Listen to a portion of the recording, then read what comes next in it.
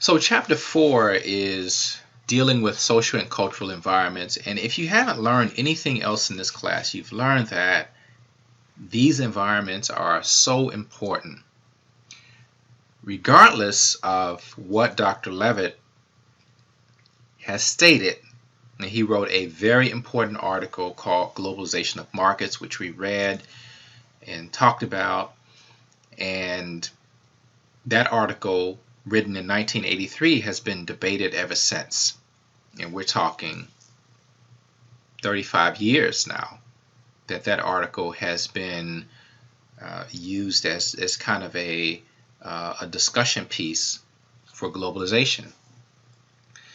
And I think we can agree to a great degree that culture and this idea of this social cultural environment is still very, very important. I believe I showed you a couple of articles that I found, and these articles showed the impact of globalization on culture. And if you took me for, I think it was Global Business, where we showed the movie that dealt with outsourcing and the impact that it was having on India in terms of its taste for consumer items.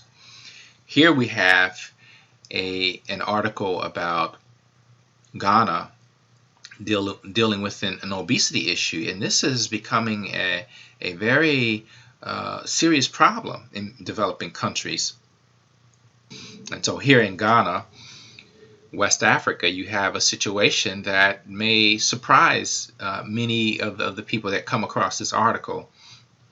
I recently read a similar article about South Africa suffering the same problems. Also Kenya. There was several articles on China having to deal with this issue. And why are they dealing with this issue? Well, we talk about culture, and what I'll do is segue into the chapter.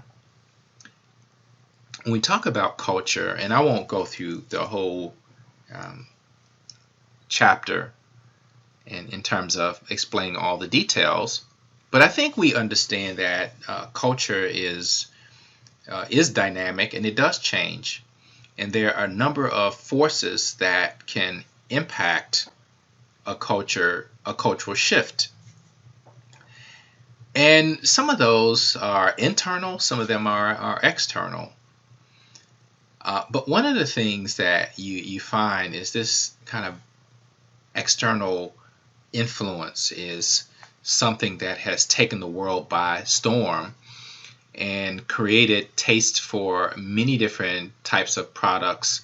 We're not only talking about fast foods, but we're talking about music and clothing and appliances, cell phones, and all of the things that we associate with being a contemporary society or a developed society.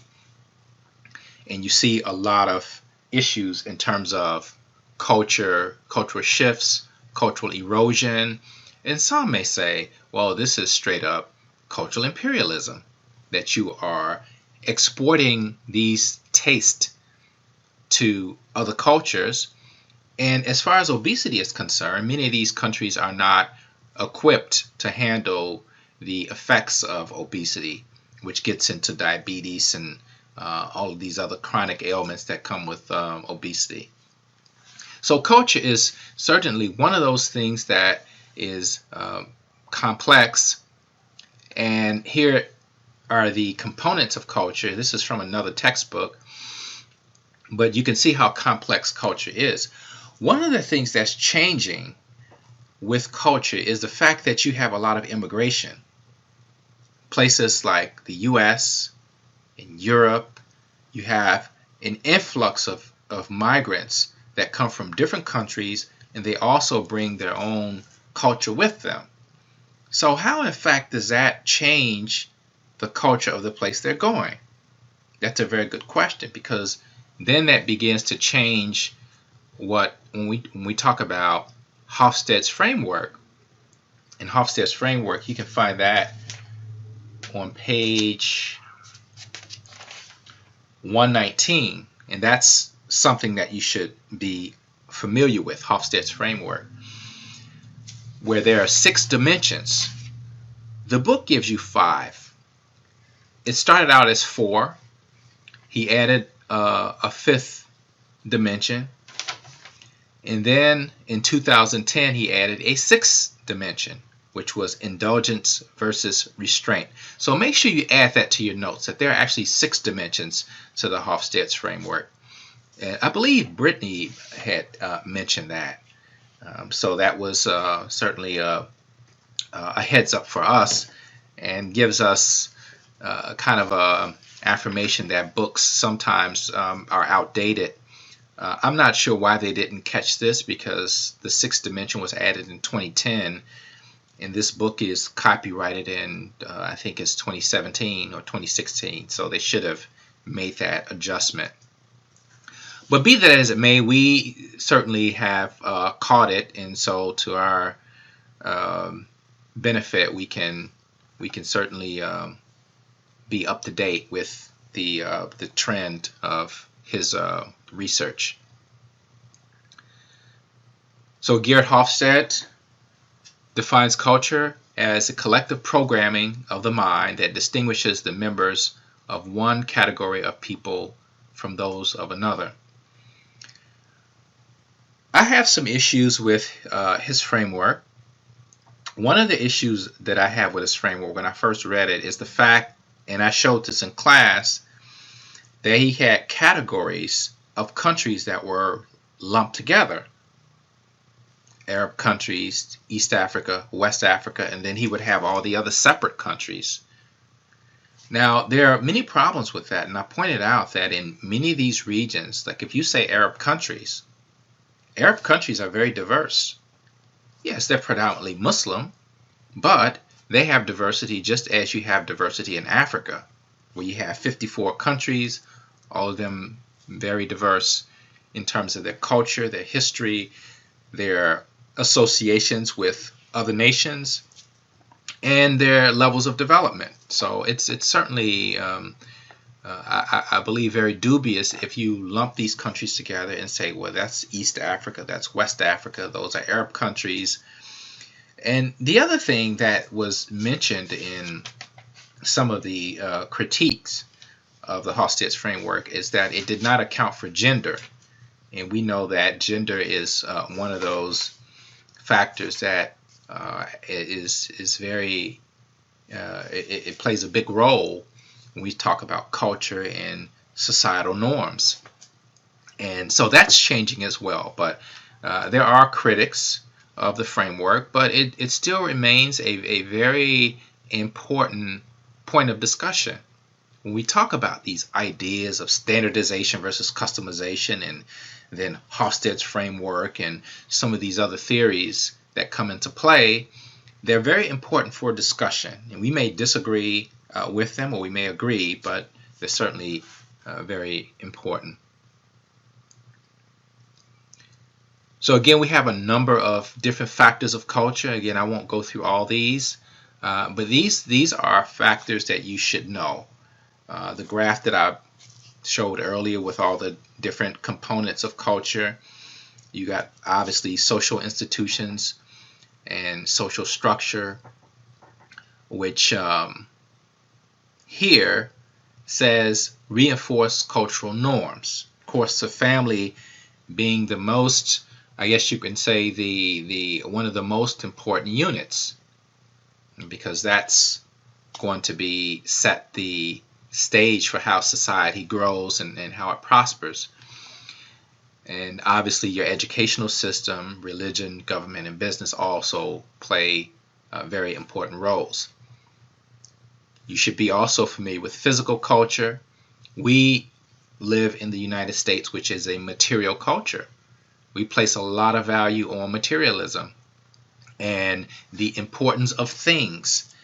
And so it becomes very interesting when you look at how these cultural shifts are taking place in other developing countries, and with now the increasing desire or increasing demand for certain brands of clothing and music and electronic appliances, and all of these things are having an increasing importance.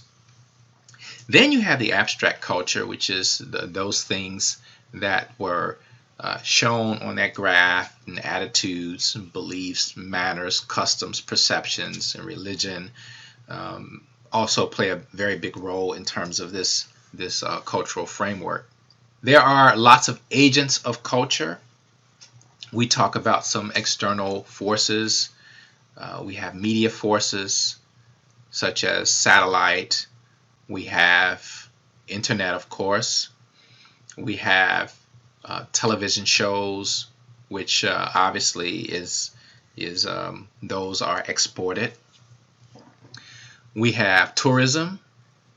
We have exchange programs where students go abroad and they live for a while and then they bring that culture back with them. So we have a number of these different factors that influence culture and may play a role in changing the attitudes, beliefs, and values of a culture as these things are taking place. Of course, there are subcultures.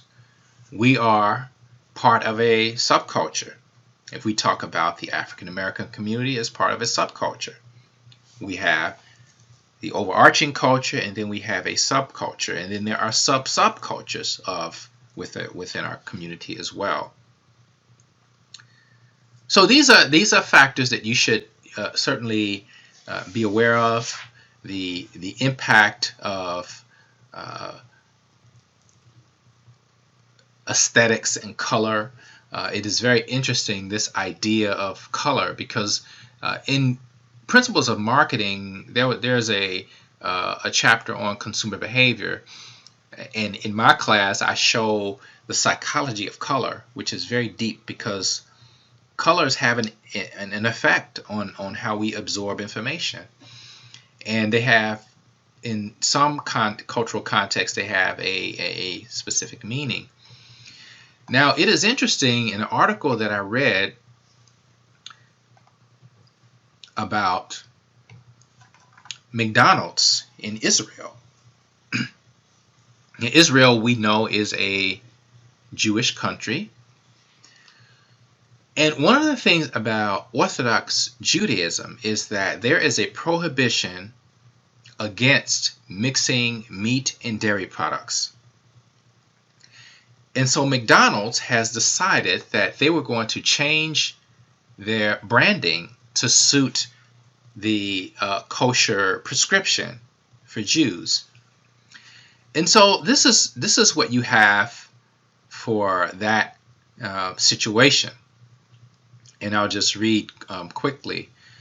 McDonald's iconic quote-unquote golden arches are being trumped by the blue and white of Israel's flag after the hamburger chain bowed to pressure from Tel Aviv's chief rabbi to distinguish its kosher restaurant and save religious Jews from accidentally chomping on a cheeseburger. The international chain's instantly recognizable red and yellow and red signs have been scrapped at 2 branches in Tel Aviv in favor of the McDonald's name in blue and white in Hebrew and the word kosher alongside.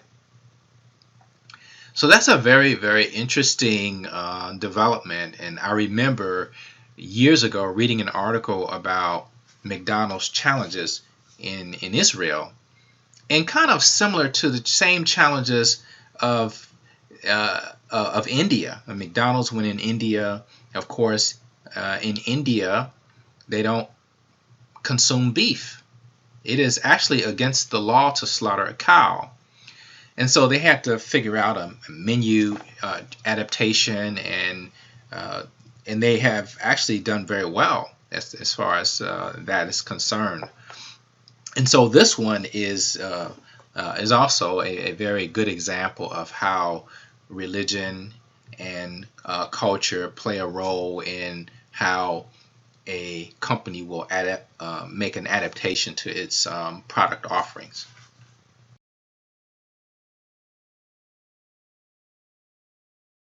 We mentioned music. Music is certainly a global phenomenon. There's lots of great music out there. I don't think Americans are exposed to much of the music that's available. If you ask a typical person on the street, what are the top 5 songs in England or France or the Netherlands or Nigeria or Malaysia, they wouldn't be able to tell you. But most of the people around the world will know the top songs in the U.S. because the U.S. still remains as this hub and this standard for music production. Although there are great musicians all around the world and great singers, you can see that there's now a fusion of a lot of music forms. Hip hop has taken the world by storm. You have different forms of reggae. They don't mention here, but reggaeton, which is another form that has been adopted in Central America and in the Caribbean. You have other forms of music, salsa, zouk music, compas, bossa nova. I mean, these are all music forms that have taken it's taken on some international acceptance, but still it's a long way to go. But certainly hip hop is a music form that has taken on different forms as it travels around the globe. Here we have again some of the issues in terms of dietary preferences. I mentioned McDonald's. Domino's also had a situation where they went into India. And here's an article, How Domino's Reinvented Itself to Win India. And it goes and it talks about the locations, the menu, and distribution and delivery. So certainly the adaptation of the marketing mix was certainly apparent here in this case. Some of the other things that you should know are in terms of language. You have spoken and unspoken gestures, or in some books they say verbal and nonverbal. Unspoken languages are gestures, thumbs up, these types of signs. You got different ways of beckoning people. You have facial gestures. You have insults. People, flipping somebody off and using different fingers to indicate that you're disgusted with someone. And it varies from culture to culture. It used to be that the thumbs up was a very obscene gesture, but now it has taken on a kind of a universal meaning that it's something good. You give the thumbs up, that means something good. And certainly when we talk about spoken language, that's important because of when you're marketing, then you have to have translations. So here they talk about Chinese and how you have these translations, and in particular China would be exceedingly difficult because there's so many characters, and the English language does not accommodate all of those characters, and so it would be very difficult to find the equivalent meaning in some instances. And they've even made up names to accommodate kind of slang terms in American football. You should also know about high and low context cultures, what those mean and how they apply. And here's Hofstede's framework. Again, there is a sixth dimension, and that sixth dimension is indulgence versus restraint. And these are all dimensions looking at, in a cultural context, how a country fares in terms of this factor.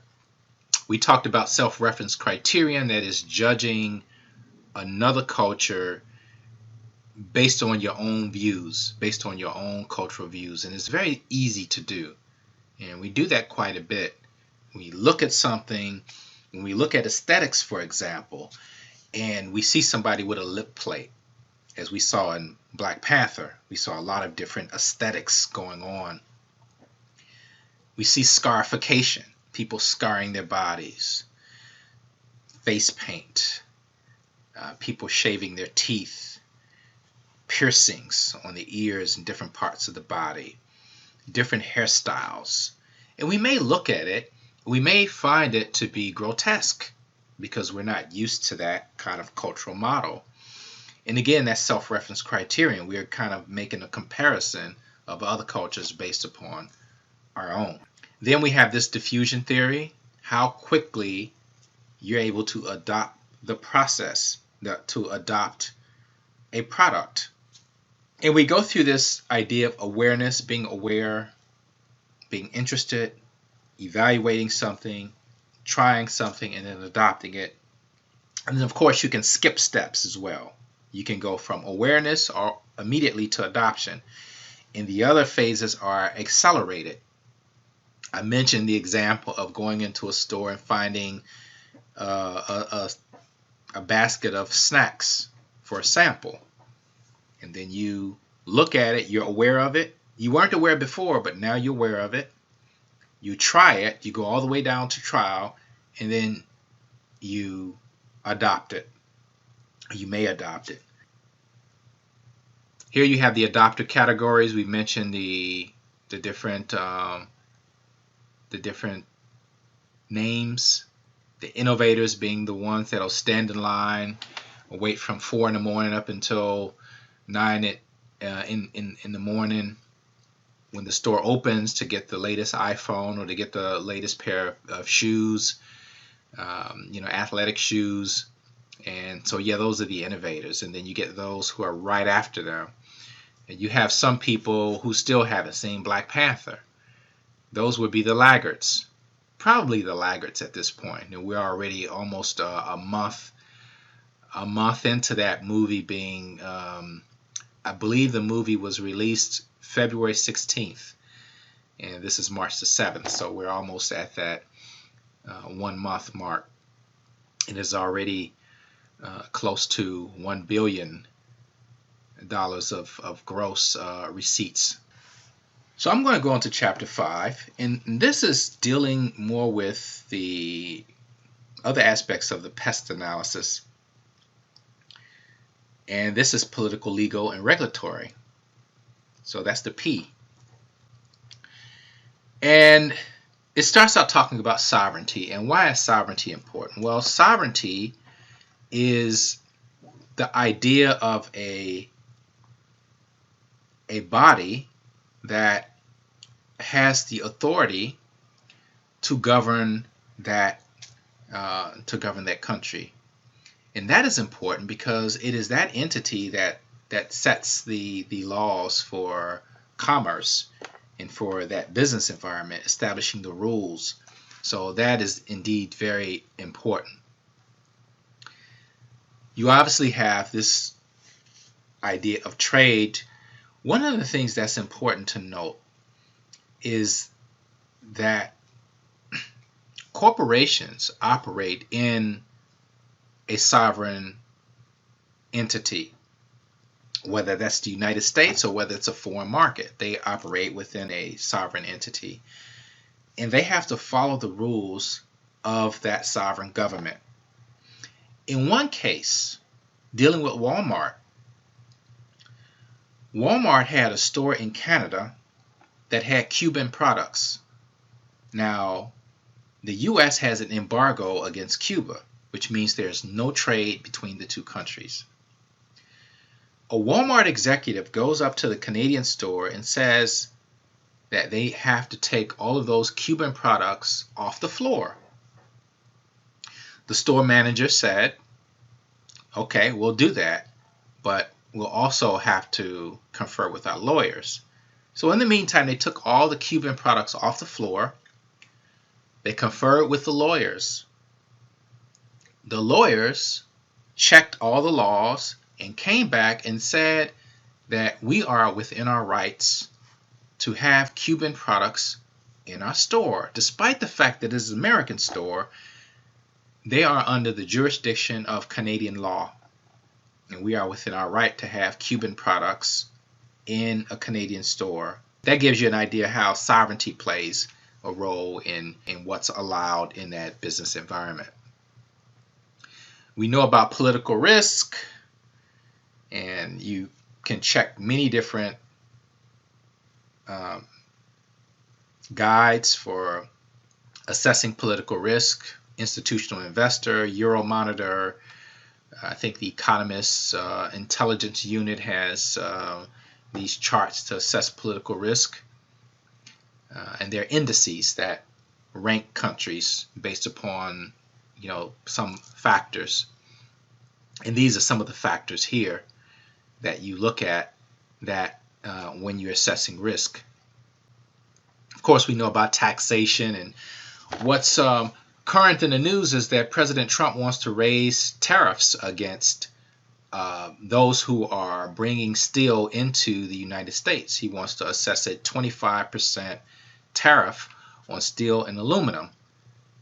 So you also have this idea of government taxation in terms of on the consumer level, on the corporate level, and all of this has a function because the government will use those tax revenues to provide for a much smoother environment for business and protection for consumers. What are some of the other things? You should know these three things: expropriation, confiscation, and nationalization, which are the possible risk that you would take. Nationalization is what Fidel Castro did. He took American properties after the revolution, which is what precipitated the embargo that exists between the U.S. and Canada. Actually, the U.S. has assessed the embargo. Cuba does not have an embargo against the U.S. It's just unilateral. It's the U.S. having the embargo against Cuba, so there's no trade allowed. This idea of expropriation is when you take property but you offer compensation for it. And creeping expropriation is another form where you may place restrictions on certain activities. It mentions here the repatriation of profits or sending money that you make from that company back to your home office.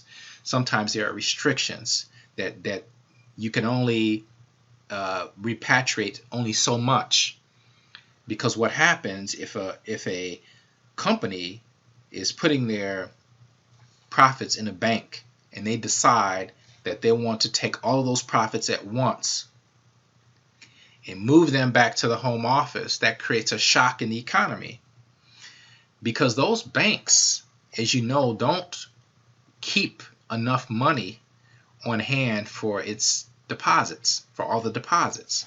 They only keep a percentage and they loan everything else out. So if you take all of your money out of a bank and send it back overseas, it creates a shock in the system, and that bank is exposed. So a lot of governments will restrict the amount of money that can be taken out of the country. You have all of these what are considered these are considered protectionist barriers. Of course, there are lots of different treaties. I won't go through all these different treaties, and this is where you would go to settle certain disputes. You could also go to the WTO.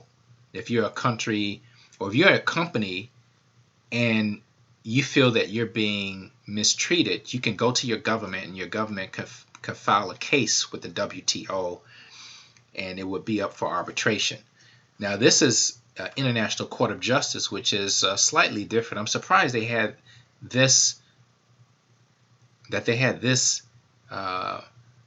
in the book as opposed to the WTO, but is certainly one recourse for resolving disputes. Common versus civil law. Islamic law, you've heard of Sharia, and this very, very comprehensive legal code for particularly Islamic societies. And it's not just punitive, well, where if somebody steals something, we'll cut their hands off, or if they, will exact this kind of punishment, but it covers so many other areas. It covers finance, it covers marriage, it covers child custody issues, it covers all kinds of issues as it pertains to an Islamic society. And I think when you hear Sharia law in the U.S., it automatically means something bad. But it's simply a way to govern Islamic societies to protect the citizens from danger and from harm. Not only harm from individuals, but harm from companies and other entities. You have your IP issues, intellectual property, patents, trademarks, and copyrights, which I believe I showed a video in class where you had examples of piracy, which is very prevalent in a lot of countries, and something that you will have to deal with if you have innovations, or if you have a franchise like Yum Brands. In that video, which was titled the 15 worst knockoffs, if you look at that video again, it had all of these examples of egregious violations. And I mean, what can you do? What can you do? You can go to the government and complain. Now, your intellectual property should be protected, but it is up to the government to reinforce the laws protecting your intellectual property so that others cannot steal it or use it without authorization. Again, lots of different treaties. There's a lot of typos in this in this set of slides. They misspelled nurturing earlier, and here's should be mission. So I may have to go and spell check the publisher's slides. Antitrust means that you want to ensure that there are no monopolies, and so there's antitrust measures against that, which doesn't apply in some countries because of the nature of the government, the role the government plays. Here's some of the cases of antitrust rulings. There are a couple of others that come to mind. Microsoft was part of an antitrust ruling, as well as I believe it was AT&T when they had to break up into all those baby bells. It was accused of being a monopoly. Of course, we have the Foreign Corrupt Practices Act of 1977, which and that act covers everything. I read it, and it covers just about every situation that could be conceived as being corruption or bribery. So it doesn't leave anything open to interpretation. Here's the corruptions ranking, and they have these in many different organizations carry these scores, and they use a number of different factors to determine the ranking of each country. And you also notice that the U.S. is not in the top 10 for least corrupt. The United States isn't in the top 10 as far as least corrupt countries.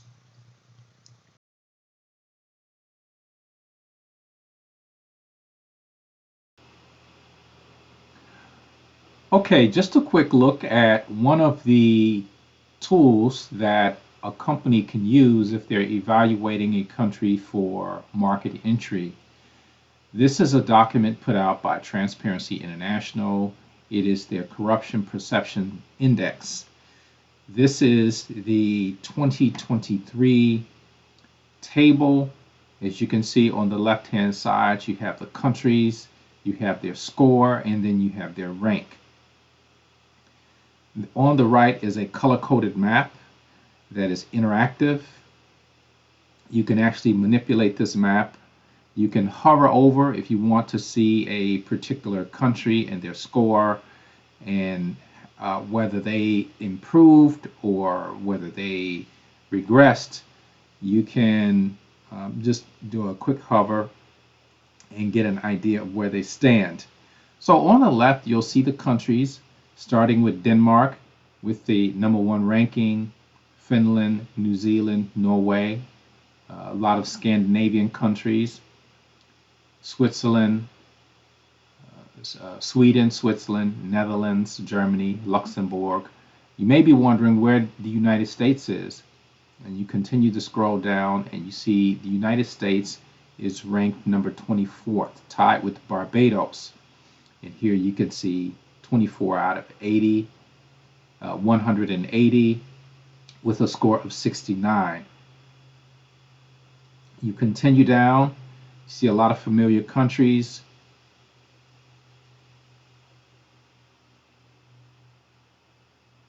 Some of them not so familiar. You see Cuba. Cuba is 76, along with China. Hungary, which is in Europe, is 70, tied with a group of nations for 76th. South Africa is 83rd. And then you get down to the bottom. The very bottom you have Somalia. So this is Somalia over here. They only have a score of 11. And their score has actually gone down 1 point since 2022. If you just hover over, you can get an idea of where these countries stand. It's a very nice tool. Indonesia is 115th. Australia is 14th. Brazil is 104th. What is Mexico? Mexico is 126th. Turkmenistan is 170th. And these are color-coded, so the darker the color, the worse the score. The lighter the color, the better the score. So you go up, these are the Nordic countries that are in top 10. And so you may ask, how do they derive these indices? Here they describe the color coding.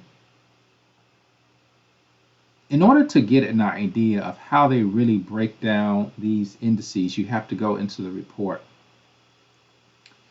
So they talk about some of the issues around corruption. Corrupt acts like bribery and abuse of power are also infiltrating many courts and other justice institutions across the globe. Where corruption is the norm, vulnerable people have restricted access to justice, while rich and powerful capture whole justice systems at the expense of the common good. So that is the chair of Transparency International. So if we go into the document, this is the document. You can download it as a PDF file. This is 2023. 180 countries were assessed. And here are the first half with the countries scoring the highest, leading with Denmark. Then you go to the second half, ending with Somalia. Now they give you more data as far as what these scores represent and some of the factors. Here they're assessing the political stability, and they're basing that on democracy, whether or not there is democracy or authoritarianism. So democracy seems to be the standard by which they're judging these governments.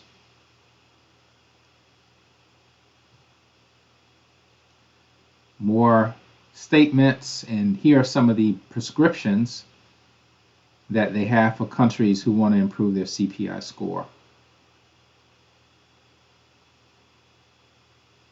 Now they have some other infographics. Sub-Saharan Africa, average 33 out of 100. 28 countries improve, 34 countries regressed, and 118 stayed the same. Here they pick some countries at random. Scatter plots looking at a correlation between corruption and impunity. They even have some brief descriptions highlighting specific countries.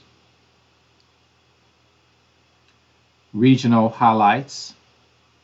So they break the globe into different regions. The average score around the world, or in the Americas, is 43. And so per region, they give you the average score. Methodology. This is the methodology that they used. The CPI aggregates data from several different sources that capture perceptions among business people and country experts of the level of corruption in the public sector. It begs the question as to who are these people who are capturing perceptions? Business people and country experts from what countries? Are these from all countries, or are they from a handful of countries that are from the nations that are considered high in terms of CPI? It would be interesting to see who these business people are and who these people are that are assessing these countries to come to a perception. So they have 13 sources from 12 different institutions, and it's a rolling 2-year window, and they calculate the average and report the measure of uncertainty. So you have a lot of different things that are going on here as far as the CPI. All right, just wanted to show you that document. You can download it. That site is Transparency International or transparency.org. You can go there and you can download it.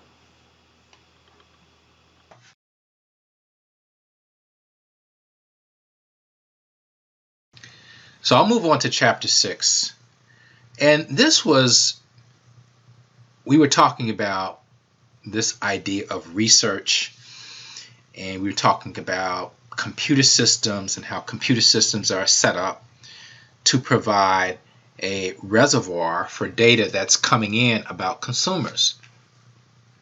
We have intranet here, which is the private network of a company. We have an extranet, which is not mentioned here. But when I was working with an e-commerce group in Atlanta, we were involved in something called EDI, Electronic Data Interchange. And this interchange typically occurs between a company and suppliers. So you have this electronic data interchange where you have requisitions, you have orders that are made between companies, and you have this EDI taking place. And that occurs in some cases within an extranet, which meaning you have two companies. They both have private networks, but they allow the other company access to their private network. So that's an extranet. Extra means outside of. So you have all of these different arrangements, but particularly for companies with a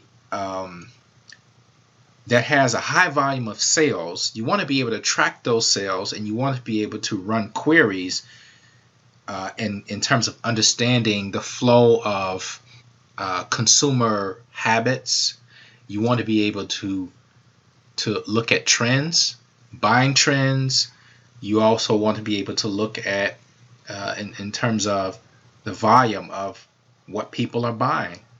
CRM, we learned about that in Principles of Marketing, Customer Relationship Management. which is a way to use that data, massage the data to come up with different profiles and patterns so that you can suit that customer in a very responsive way. Some of the articles that you did for your journal pointed to a lot of different techniques that are being used with neuromarketing, and some of you all mentioned the idea of surveying consumers has taken it's on a different level, because you have more this idea of responsiveness, of getting feedback from consumers. Long gone are the days where we're just relying on paper surveys to do that. If you go on a flight, you may get a survey back asking you how your experience was on that flight. And you go through and then you click on certain numbers, and then that information goes into some database where they compile it and they figure out ways to improve their service. This idea of direct sensory perception, if you're in another country, seeing, feeling, hearing, smelling, or tasting firsthand to find out what is going on in a country.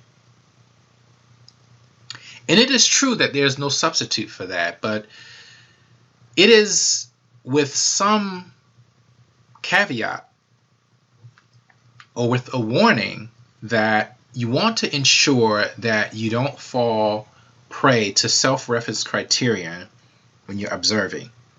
Because you can be in another country and observe something thinking that is one thing, but that it really means something else. In global business, sometimes I give this example, and it's quite an interesting example. When I was living in Chicago, I attended an international event, and there were people from all over the world in this at this event. And I was sitting down in the kind of the hallway area, and I saw two men walking past, and they were holding hands. And they appeared to be from the Middle East. And I knew this because I knew who they were. But I did a double take, and I knew it was something different, and I kind of knew it was a cultural thing, because it's not something that you would see in the U.S. And this had to have been 30 years ago.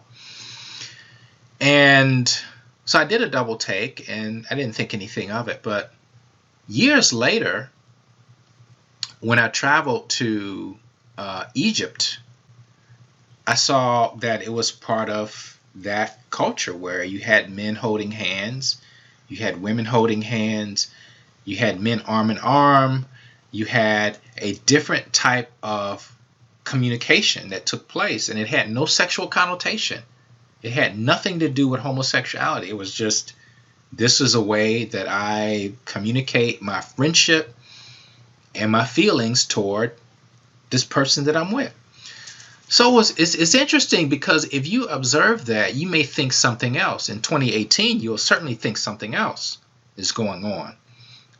But in 30 years ago, it was. You're in Egypt, you see it everywhere, and it's observing that through your own cultural lens may land you into an embarrassing situation. So that's one caveat when you talk about direct sensory perception. You have to make sure your SRC isn't overtaking, what the reality of the situation is. So we talk about formal marketing research. We talk about our objective, our information requirement. Is that information available? Is it feasible? You may want to do something, but do you have access to the information? I think I explained to you about my dissertation situation. I wanted to collect data from a number of West African countries. I was warned about the situation, and so I carried on and ran into some of the problems that we predicted. But as you can see, once you find out that the information is available, then you have to check for self-reference criterion under problem definition. Choose your unit of analysis, as we're doing for our second case. examine data availability. So you have secondary data, you have primary data. Then obviously you have to figure out how much that your methodology is going to cost you. If you send out 2,000 questionnaires via mail, snail mail, it's going to cost you quite a bit. If you do this online, okay, the costs are probably negligible. If you do focus groups, then you have to pay the individuals. If you do interviews, then obviously there are drawbacks to that because they're harder to code. It's harder to code an interview, even though there are tools to do that today. Then you get into your instrument design in terms of your survey, making sure your questions are relevant, making sure you validate your questions, making sure you pretest, which is not mentioned here in the graph, but pretesting a questionnaire is very important. Meaning giving it to a few people, allowing them to fill it out, and telling you, being honest with you of some difficulties they may be having in terms of answering the questions. So if they're having difficulties, you go back, you redo the question, then you reissue it to different people until the questionnaire is going very smoothly. Then you get into data analysis, and then finally that data is turned into information in a report. So that's the research process. So you should be familiar with those 8 steps. And the steps are highlighted here. Now, I also want to re-emphasize that when you're defining your problem, you want to be very precise, and you want to narrow your problem down so that your data collection isn't all over the place and that your analysis isn't all over the place. It's very well defined and precise. Here you have some examples of companies making mistakes because they didn't account for the cultural cross-cultural comparisons. Unit of analysis. In your second case, you have a region, but you can knock that down to a city. You can knock it down to university. You can knock it down to various programs that you want to target for students to come and matriculate in at Florida A&M. These are secondary data sources. So this secondary data is data that already exists. So it's rather easy to collect the data. It does not cost as much as, say, primary data, but then there are issues of whether it's applicable, whether it's accurate, and whether it is current, whether it is something that you could actually use in your own analysis. These are some ideas in terms of the different methods you can use: surveys, consumer panels, focus groups, interviews are all part of this these options. I mentioned in class about the scale development. 10-point scales, 7-point scales, 5-point scales. The Likert scale here is the 5-point scale that we often see. And that's the one that's most accepted as kind of a model that we understand, and that in terms of statistical being robust, that we can rely on. In terms of sampling, what you will do in your project, your second case, is you will probably conduct a convenience sampling if you're doing surveys of any kind. If you're doing focus groups, if you're doing interviews, you're going to choose those students that are FAMU students, and that can give you some insight as to what some possible approaches could be for recruitment. And then you have your various methods here, your data analysis methods, and I won't really emphasize those too much. So this is chapter 7, segmentation, targeting, and positioning. So in Principles of Marketing, you learned in that chapter about these three phases. Segmentation, when you segment a market. When you target, you decide on which one you're going to target. And when you position, then you take your product and you position it in the sphere of that particular segment. So you have demographic segmentation, which is, of course, we know age, gender, education, income class, ethnicity. All of these things are considered demographics. In psychographics, you're talking about attitudes, you're talking about opinions, beliefs, these type of things. Psycho meaning has to do with the way you're thinking. So behavioral is perhaps some of the ways that you your lifestyle, things that you like to do, which may or may not deal with age, may or may not deal with any of the demographics, but it may be based on how one behaves. And then you have benefit segmentation, which is we learned a definition of value. So that was value was a benefit over cost, right?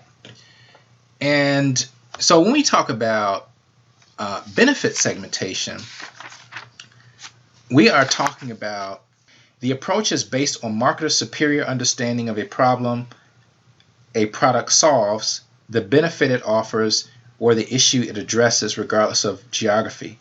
Food marketers are finding success creating products that help parents create nutritious family meals with a minimal investment of time.